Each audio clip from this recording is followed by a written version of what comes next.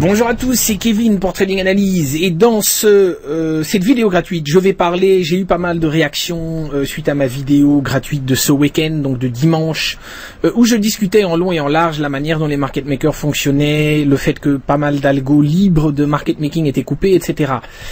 Et donc j'ai ressorti ici, et je remercie encore Cédric, qui est celui qui m'avait envoyé il y a plusieurs mois déjà, ça fait déjà très longtemps, ce rapport, qui est un rapport de l'AMF, du service de la surveillance des marchés de l'AMF, et je vais faire un parallèle. Bon, je suppose que la plupart d'entre vous, vous avez déjà dû voir ce rapport, ou ça a dû vous passer dans les mains, parce que c'était assez intéressant. Mais je vais faire un parallèle, et je vais vous parler ici, c'est assez théorique, je vais vous expliquer en pratique ce que je vois. Donc, on différencie de chaque côté les algos, donc les stratégies avec des algos de market making, et alors on distingue ceux qui ont le statut officiel de market maker et ceux qui ne l'ont pas. D'accord ? Ceux qui ne l'ont pas ont déserté le marché. Ok ? Autre chose extrêmement importante, il faut se rendre compte, et ça c'est quelque chose qui est marqué un petit peu plus bas. Voilà, regardez, 3 membres du marché ici pour l'AMF, à eux seuls, en compte propre, totalisent 50% des ordres sur les actions du CAC et sur les futurs. Encore, imaginez, ça, on est en train de parler ici sur les actions. Ok, les actions, c'est le truc que monsieur et madame tout le monde travaille, c'est le truc que n'importe quel fonds de pension, quelle que soit sa stratégie, va travailler, c'est le truc super accessible. Imaginez sur les futurs, on peut être plus ou moins certain et affirmer que plus ou moins entre 85 et 90% raisonnablement des volumes futurs sont faits par les mêmes opérateurs. Ok, et on peut être certain, et ça on peut l'affirmer, donc ça c'est les mêmes opérateurs, mais rappelez-vous, il y a une chose dont on ne parle pas, une transaction sur un contrat, sur une action, implique 2 personnes. Celui qui l'a initié et celui qui était là pour amener la liquidité à la transaction. Celui qui était là pour emmener la liquidité à la transaction est généralement un market maker.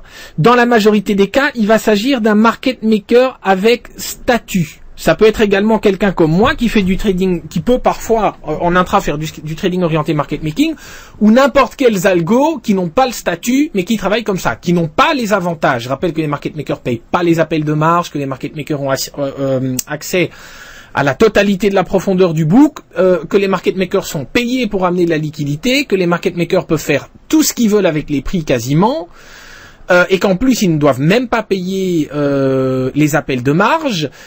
Mais à côté de ça, ces gens-là ont des obligations. Et dans des moments comme maintenant, ils sont obligés de coter à l'achat. Alors que tous les autres qui n'ont pas tous ces avantages, mais qui font et travaillent des stratégies de market making, que ce soit des humains ou des machines, il y a beaucoup de machines qui le font, et bien dans ce genre de cas, ce sont des déserteurs. D'accord ? Donc le market maker est là en train de tout assumer. Donc imaginez ce qu'on peut faire, même ici simplement dans les actions du CAC 40, quand on comptabilise 50% des ordres sur les actions. Ok. Pour vous donner une idée ici, un intervenant a entré 15 millions d'ordres sur les valeurs du CAC et n'a exécuté qu'une transaction pour 154 ordres. Donc imaginez.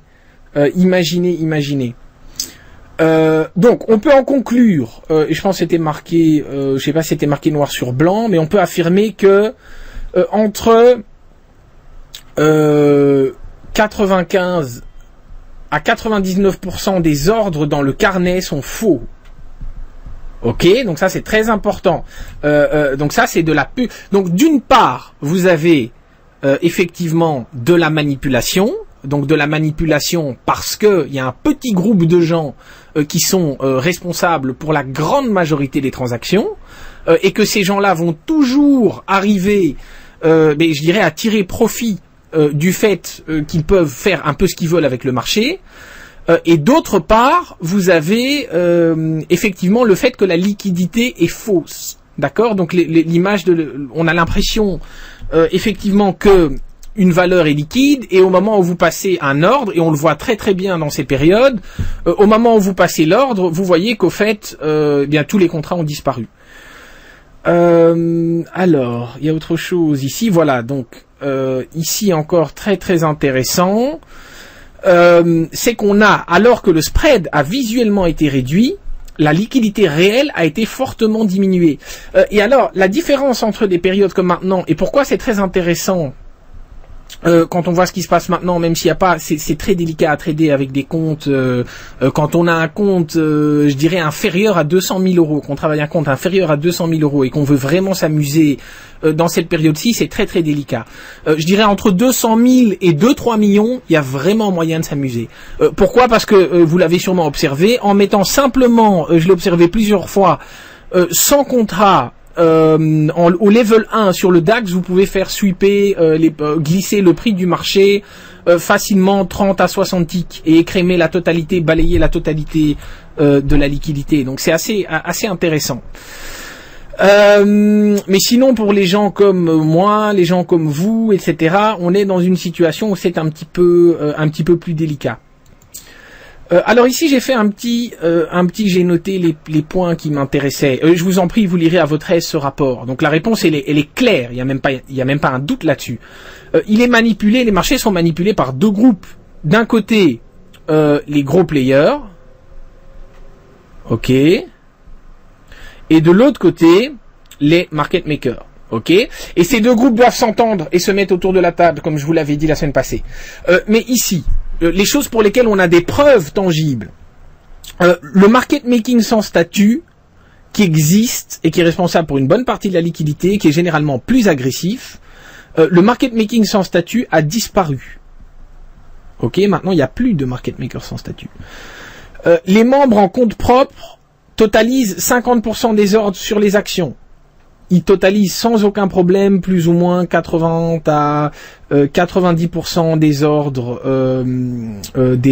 sur les futurs. Les futurs, c'est pas un marché de particuliers. Les particuliers n'ont rien à faire sur les futurs. 99 à 95% des ordres sont faux. Pour 540 000 ordres passés en moyenne, on en a 800 000 qui sont annulés pour une journée. Et ça, c'est écrit noir sur blanc dans le rapport. Ok. Les 5 plus gros émetteurs d'ordre sont responsables pour plus ou moins 80% des messages. C'est un beau Pareto. 600 messages sont envoyés toutes les secondes. Un message en moyenne est envoyé toutes les 7 nanosecondes. Liquidité visible a fort augmenté, la liquidité réelle a fort diminué. Alors on conclut. Un petit groupe de market makers officiels, un petit groupe de market takers en situation de monopole. Market makers officiels, ils sont en situation de monopole et il est fort à parier que sur certains marchés, ils sont même tout seuls. Le reste est à la botte de ces gens, y compris les algos de market making sans statut. Ok. Et quand on dit, je pense que, quand on dit les algos de market making sans statut, je veux dire que ce sont des gens, d'une part, ils ont cet avantage de ne pas devoir obligatoirement coter, mais d'autre part, ils n'ont pas cet avantage d'être complètement en situation d'ultra puissance, avec vision totale de la totalité de la liquidité, etc., etc. D'accord ?